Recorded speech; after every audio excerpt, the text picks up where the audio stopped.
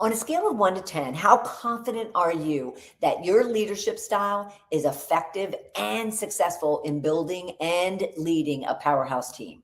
Our guest, Dan Kopp of Leading Like a Buffalo, knows firsthand what it really takes for a so-so manager to become a powerhouse leader and how to address bad leadership, poor culture and climate, and the lack of appropriate leadership development that too many organizations today deem acceptable.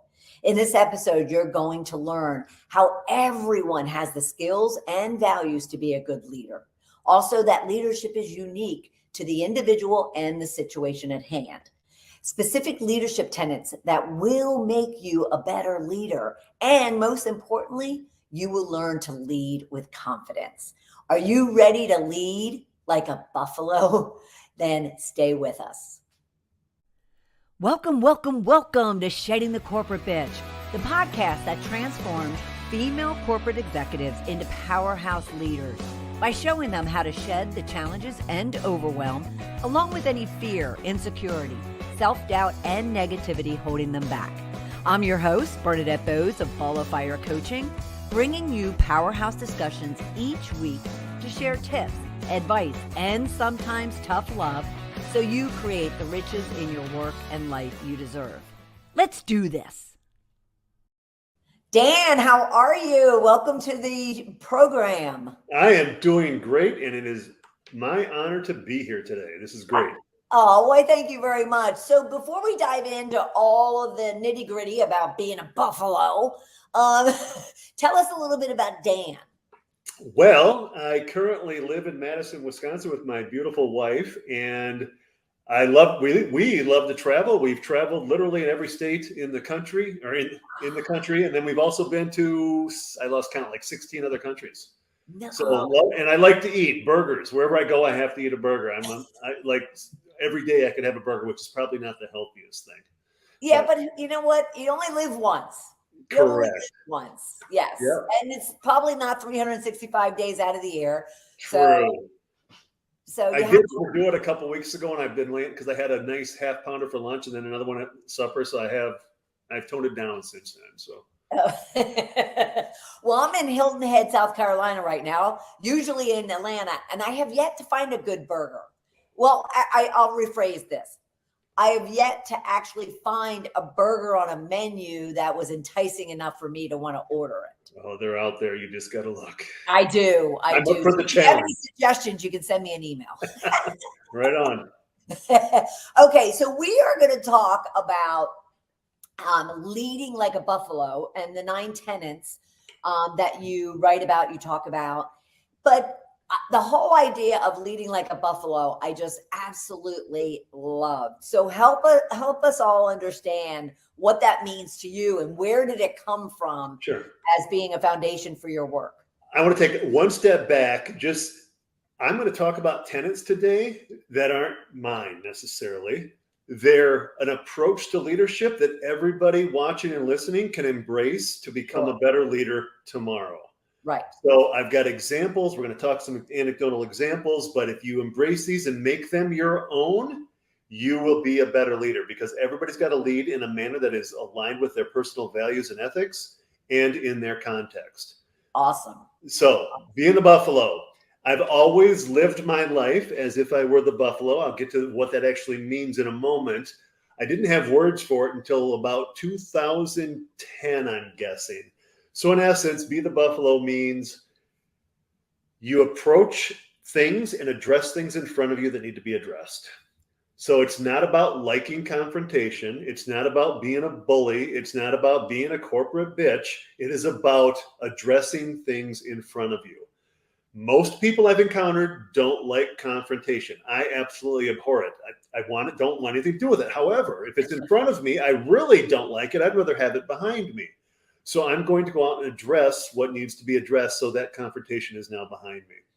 So in essence, 2010, again, I'd always lived my life this way. I think based on my self-development throughout the years and being sort of coached and mentored from my business partner, he got me to understand why I do this. And I'm pretty sure it goes back to when I was 18, 19-year-old military police officer responding to incidences in which there was violence, a domestic disturbance, an assault, something like that. And when I showed up on a scene, theoretically, someone was still in danger or could be in danger, was going to get hurt. And maybe that someone was going to be me. I better control what's in front of me so nobody else gets hurt.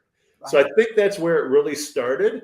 So in 2010, I'm reading a magazine. It happened to be my wife's Oprah magazine. She was about 2 minutes behind me from getting ready. I'm not a pick up a magazine and read a magazine article type guy, but I am a pick up a magazine and look at a chart. So there happened to be a chart in there, and it was written by political pundit down in Brazil, and it was the top 10 things I've learned in life. I thought, this is intriguing. You know, I could get my mind. Well, the first one, I read the first one and don't remember the rest because the first one resonated with me. It was Be the Buffalo. And she said she had learned from the head of the Cherokee Nation, a woman by the name of Wilman Mankiller, that the buffalo on the Great Plain is what they model their lifestyle after. So when a storm comes, some will turn tail and run. And if you can envision a storm in the Great Plains, you can see forever. Well, they're running from it. It takes a while to get through the storm. Okay. But the buffalo who charge it, they get through it faster because they're going in the opposite direction. So they charge through it and get it behind them as opposed to running with it. So be the buffalo, address things in front of you. There are some caveats. And I've had these situations when I've been less than happy about a situation that I need to address. You've got to have your emotions in check. You can't, it's not about going in gunslinging. It's about addressing the situation in front of you. You don't have to be a bitch. You don't have to be any other 4-letter word. You address it, stick to the facts, but you have to have your emotions in check. You also have to have the requisite information, to the background information, to be able to address what's going on. You may have witnessed something, heard about something, whatever. It doesn't mean you know the full story. So get the requisite information, get your emotions in check if they're not ideal, and then address it. Because think about any situation you've ever had that's been less than ideal that you've had to address. Right. Talking to a significant other, a coworker, a boss, a coach, a mentor, a child. 99% of the time, the dread leading up to that conversation is worse than the conversation itself. So have the conversation, get it behind you. It's not about liking confrontation. It's about getting it behind you.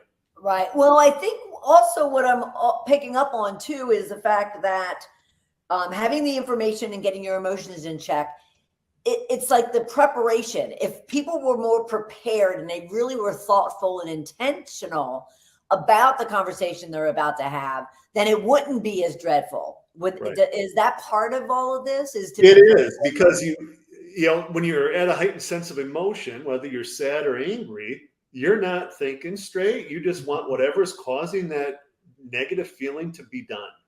Right. So you want to stop it. And then if you don't know everything about what you're about ready to address, you're just waiting in and just lead with emotions. And most of the time that doesn't work. Right. Right. So you've got to be able to harness those emotions. You've got to know what you're getting into and then address it. Because we've all heard, if you don't address it, you condone it.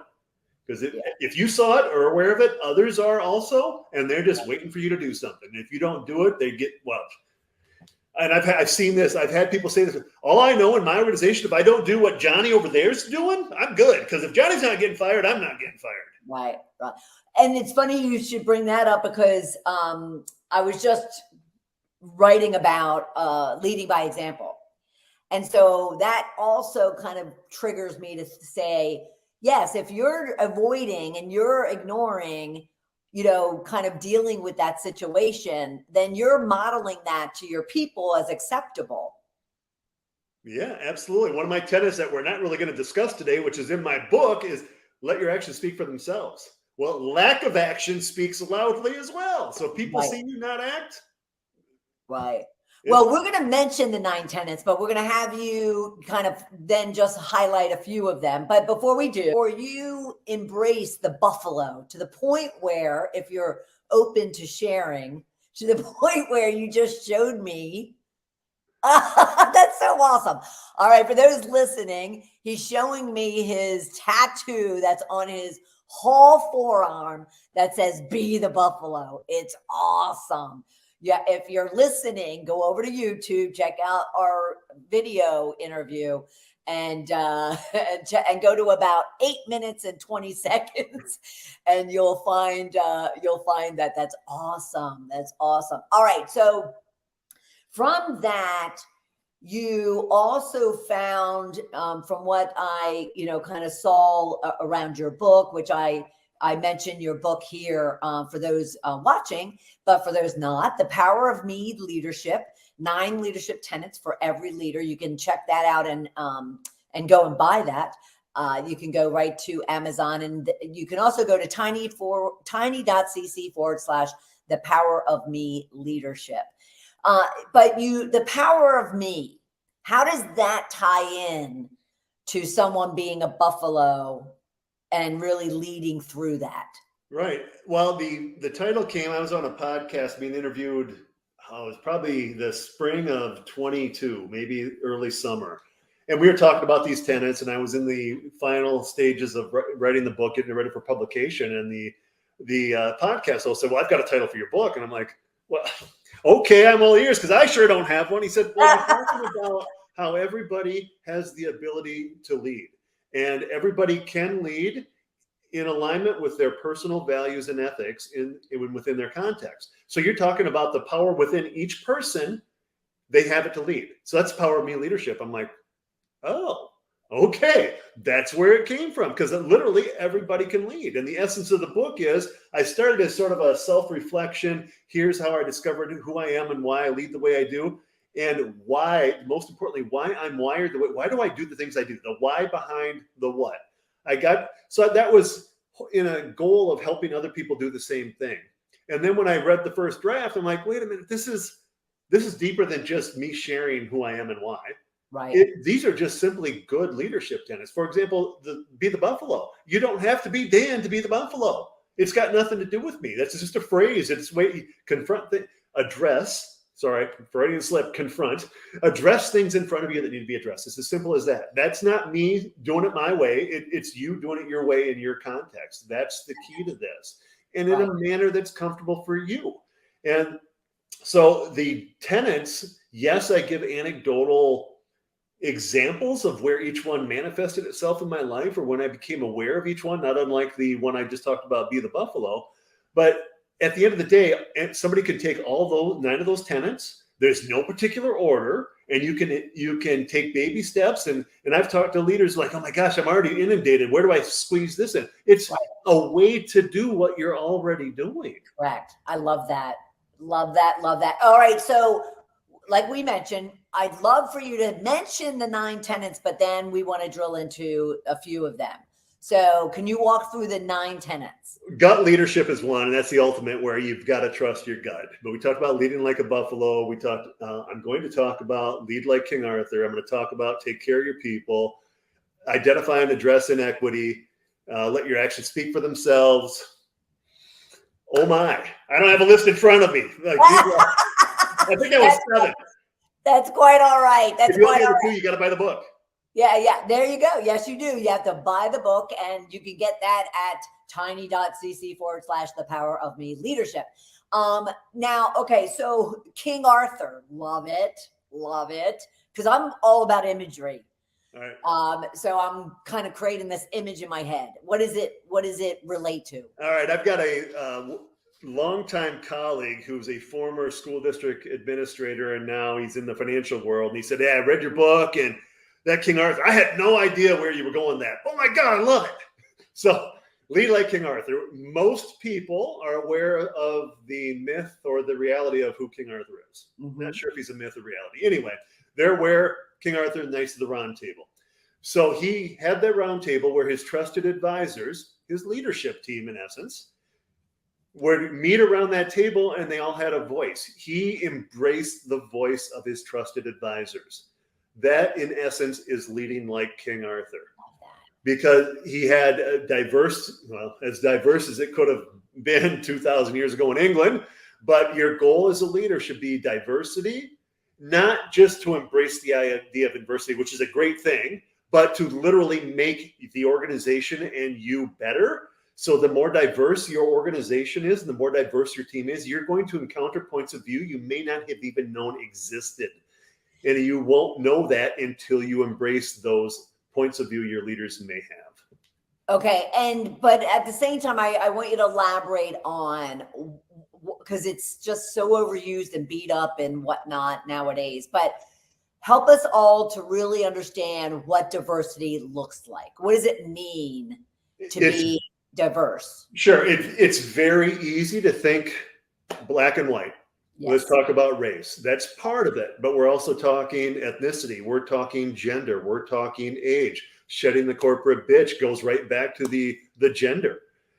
The more diverse, whether it's in age, experience, because those are different things. Somebody could be new to the profession, but older than you. So age, experience, ethnicity, diversity, socioeconomic status, where they grew up, everything that makes us unique, that's what you're looking for in a team. Because when I've been leading like this my entire life, when I've engaged other leaders and discovered the way they think, it's helped me make better decisions, or our collective decision that we've had to make is better, because conceptually it sort of becomes an average of all of our points of view.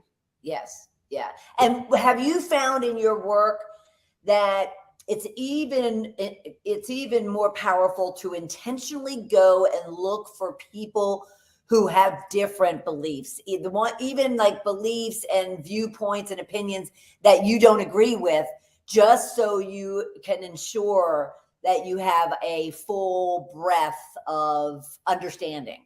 Absolutely, because you could be set in your opinion on something.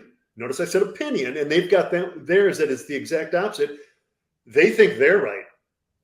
You've got to figure out the reason why they think they're right, because it may be something you've not thought of before. I encounter that all the time. I'm like, I never thought about that before. I used to work in public schools, and as a principal and then as a superintendent, I would encounter philosophical discussions about athletics, about things I'd never even thought of before. Mm-hmm. And here are coaches, athletic directors, parents, other administrators having this very provocative discussion about things. And I'm like, I've never even thought about this stuff before, let alone have an informed point of view. Yeah. So there's a prime example. I became better because I embraced the voice of those I led who had those experiences. And that helped me form my own opinion, my own ideas. So why do you find through your work there are so many lead managers / so-called leaders that can't get beyond, kind of their own stubbornness and their own points of view, and not be open and inclusive and diverse in that way? What is holding them back in doing that? Sometimes it's ego, but sometimes it's ego set up by the context of the institution. Because I grow up in an institution and I get promoted along the way, and it's always been that the managers say it, I'm just following that. I don't know anything different. Or I'm an outsider coming in to lead. Well, they must have hired me for a reason. I know what I'm doing, and these people who are internal don't. Right. But for those, it's security too, quite honestly. Security, like, I'm supposed to be leading. How can I profess ignorance about a topic when I'm supposed to know everything, and I'm the go-to person for answers? So all that rolled in, we could get 10 people in the room who display that quality, and we probably get 10 different answers. But it all comes back to ego, the expectations of the organization, insecurity. And that's our main focus with my book and a lot of the presentations and trainings we do. It's let's help people lead with confidence. And that goes right back. We talked a little bit before the show started, shedding the corporate bitch. Goes right back to that. So many people act in a manner that is not normal for them, because most people don't want to be a bitch or another 4-letter word, right? They don't wake up in the morning and say, hey, how can I be nasty to people? But they fall into a role that's either expected, or they're so vulnerable and insecure or lacking confidence that the only thing they can do is lash out to domineer, if you will, over those they're leading. Yeah. Now I do want to put a little spin on what you just said, because there are people, I was one of them, who did intentionally wake up and say, okay, so who can I go and, create chaos and fear and insecurity and diminish them and make them feel small. And I knew kind of, you attract who you are, right? And I knew others that were like that, male and female. And so just for everyone listening and watching, don't be blind to the fact that there aren't people who intentionally go out and do that. Not that it's right or that anybody should, but they do. And that is why, and that is why what you're working on and what you're doing and what you're training and teaching is just so powerful. So what have you found to be the approach that you need to take in addressing King Arthur? And I know we wanted to also talk about taking care of your people, but what is the approach that you would take to get someone to really kind of be a King Arthur and to look for that diversity? It starts with the hiring process. I mean, I do a lot. I think I mentioned I've got 2 companies, but one of the companies is a consulting company. We deal with compensation systems, and we can help clients create and build systems that ensure compensation equity, which is huge. It's unfortunate that the pay gap was the decrease in the pay gap was sort of stopped by COVID, and it's sort of become stagnant, but it's still there. Let's get to a point where 10 years from now, we say, well, what's a gender pay gap? Nobody knows what we're talking about. Right. Or the DEI goals that exist. It's great that people have them. It's unfortunate that people have them. Yes. Because we got in that situation. So it starts with proper hiring, and you've got to examine all your hiring practices. You've got to go where the candidates who are diverse, where they are. If you routinely post on Indeed, maybe that's too broad and you're not drawing in people, because people are going to search on your website and see a bunch of white males leading your company. Well, geez, whatever. Right. But if you go to like traditionally Black colleges and universities, those have job postings. There are other organizations that cater to people of color for job postings. So even if you've got an internal application system, you can at least post there and point them back to your internal. Go to where diversifyjobs.com. Go there if you're looking for diversity. There's some that are focused on women. Go to those. If you're looking for, don't do the same thing, because if you keep doing the same thing, you're going to get a bunch of guys like me, middle-aged white guys, which is pretty easy to get. Sure. So how about those, existing, leaders out there who are very closed-minded, very old school, very traditional, very biased? How does your work really kind of help to shift and transform them? So we started with hiring. Now it's the hard part of changing the mindset of those once people are hired. Now what?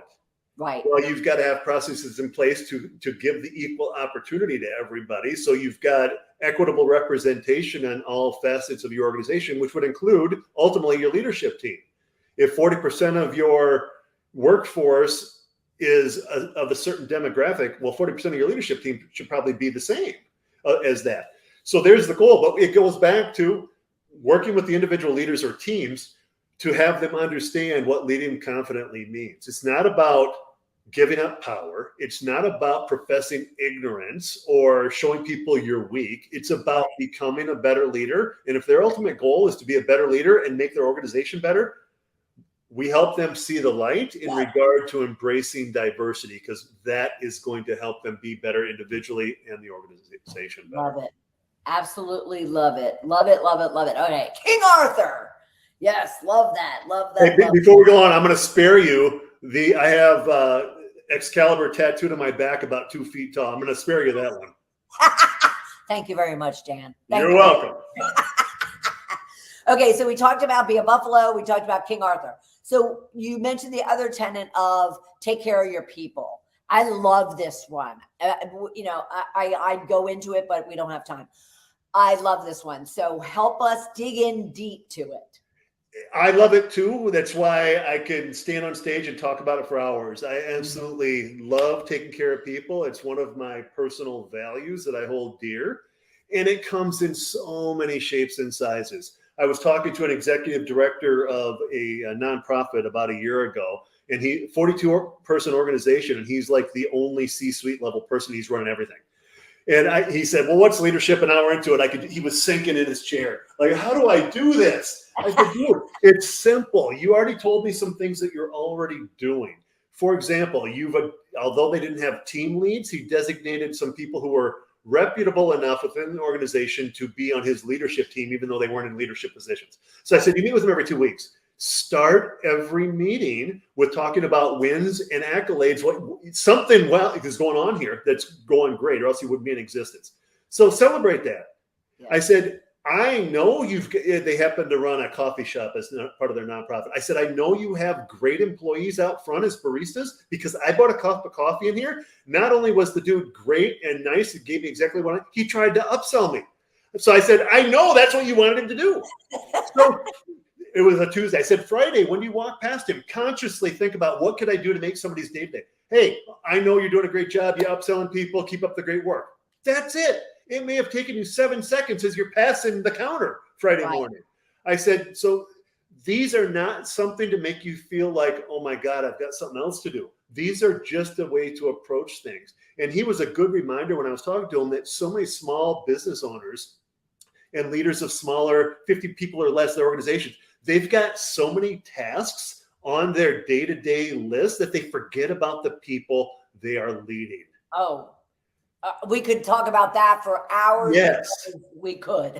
So it's not earth-shattering, but when people read that and think about it, hear me talk, we talk about how it could come to life in their context, they're like, oh, it's for most, it's a good reminder. For some, it's like, oh yeah, I should be taking care of them. Hadn't thought about that. Right. So what I do on LinkedIn every Friday, I do the Spread the Love post. I've been doing Spread the Love for the last 15 years. I'd be out wandering amongst the people on Fridays, and it was to get a pulse of things, to talk to people, but it was to take care of them.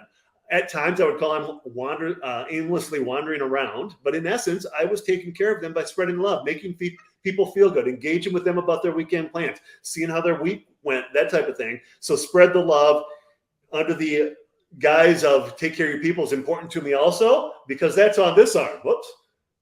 Spread the love.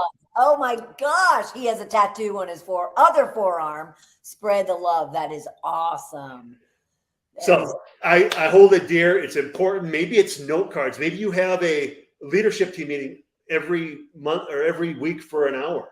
Throw some blank note cards on the table. Said, hey, while we're meeting today, there's some blank note cards. Send some notes of appreciation out to some, because I know we just talked about accolades and people doing great things. Send out a note card.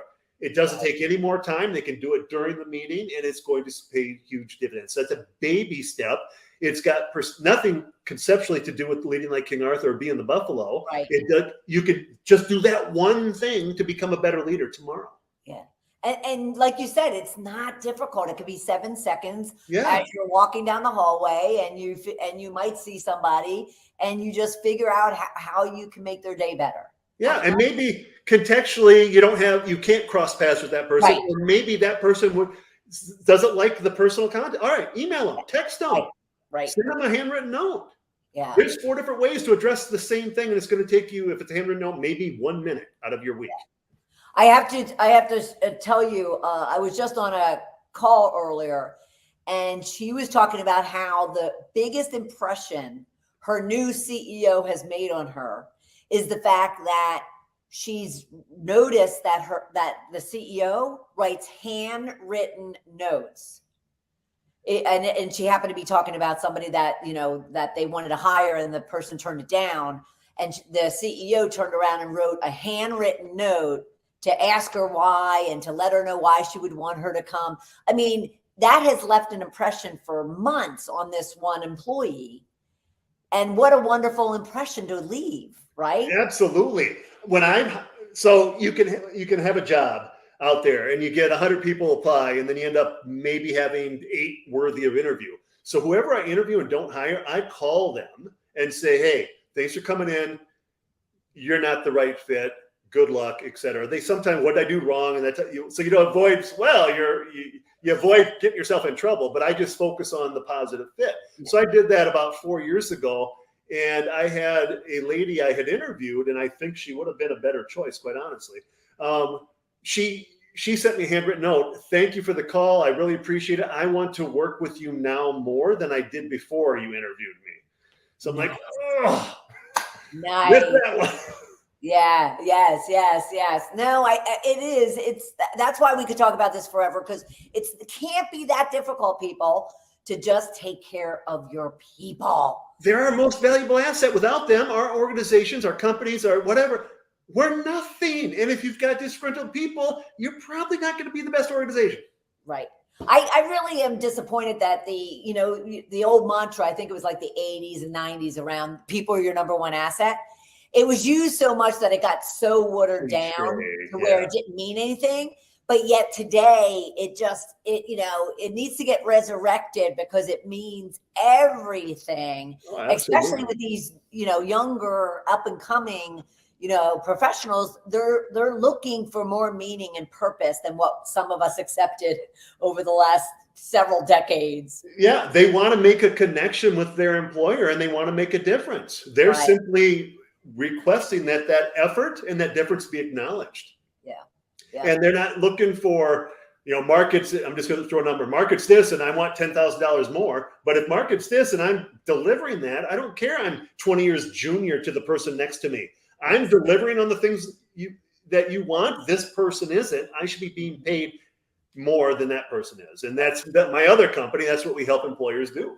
Agreed. Absolutely great. Okay, so I want to make sure that we touch on one other aspect of the work that you do, which I absolutely love, and that ties to leading like a buffalo. And that is the fact that we all have skills and talents to make ourselves, already a powerhouse leader. Yep.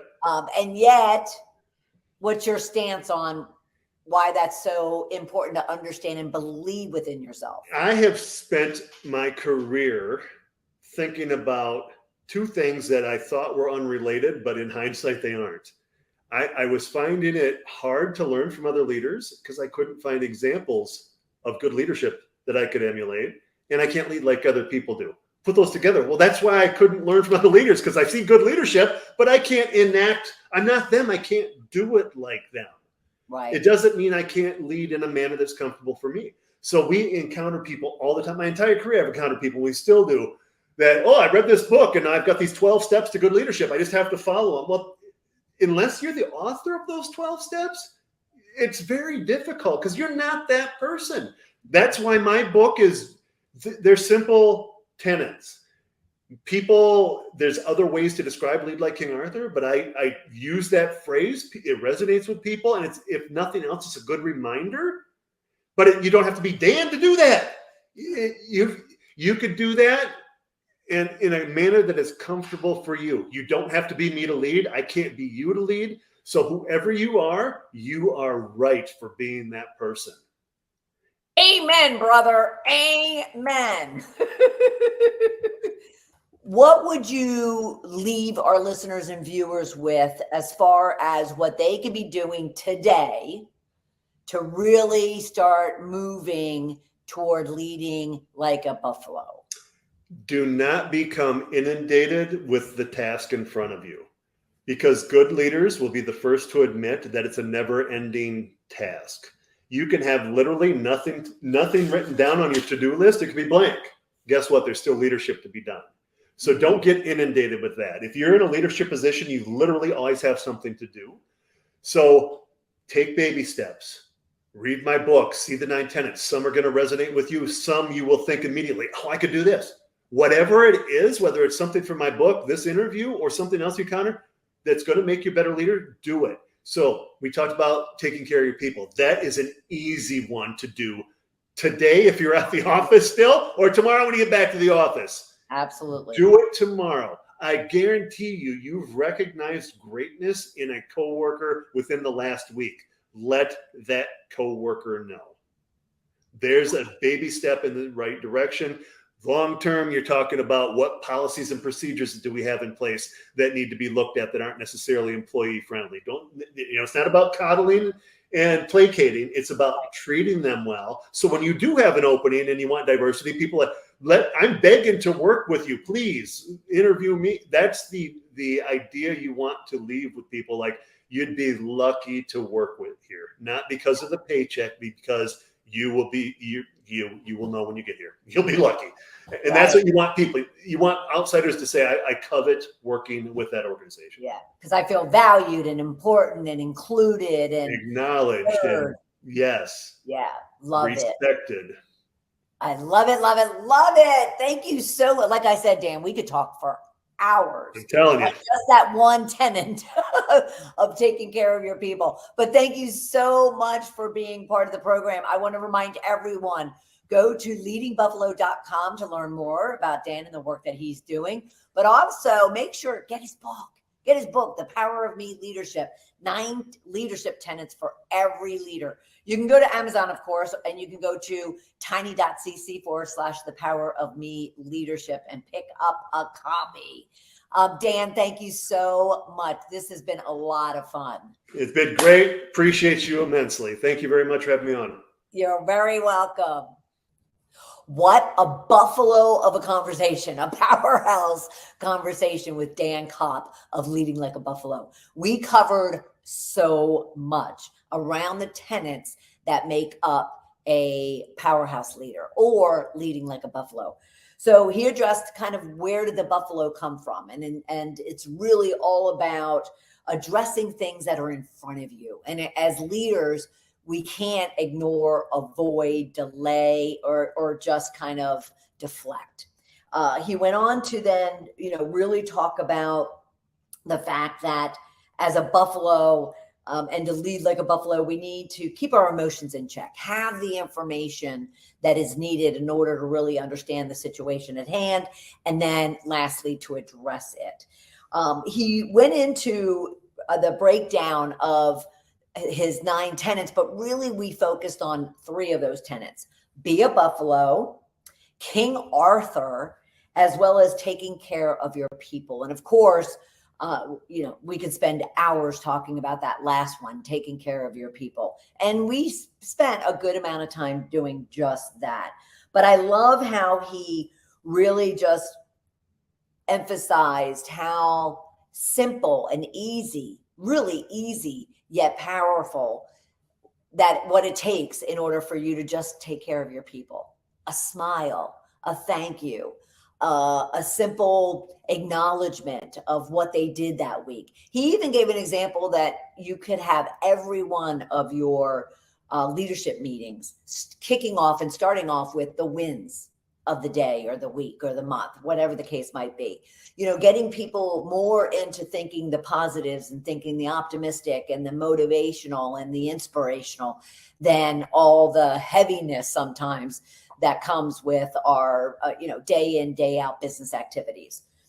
He also, he talked about how he himself, and you should check them out, he himself uses spread the love posts, which he mentioned goes out on his LinkedIn profile every Friday afternoon. But, a leader could do that. Write a handwritten note was what his point.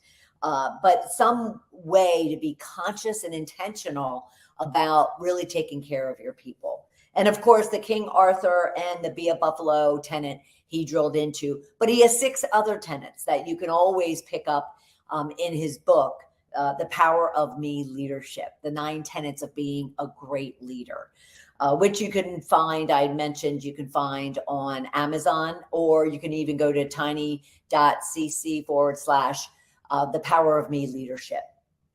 We talked about so much, but it was a great conversation. And he really just kind of concluded, ended it with a conclusion that was all around that it's simple, that these things are general leadership tenets, that if you were to follow them, it would make all the difference, not only in your own leadership, but those of the people around you. It was a great conversation. So I would love to hear your comments or even your questions for myself or Dan. You can always go to LinkedIn at Bernadette Bose and let me know what your thoughts are. And maybe if you have a tenet or 2 that you would add to the list. But I appreciate so much you being here this week. And I look forward to having you right back here next week for another episode. Take care.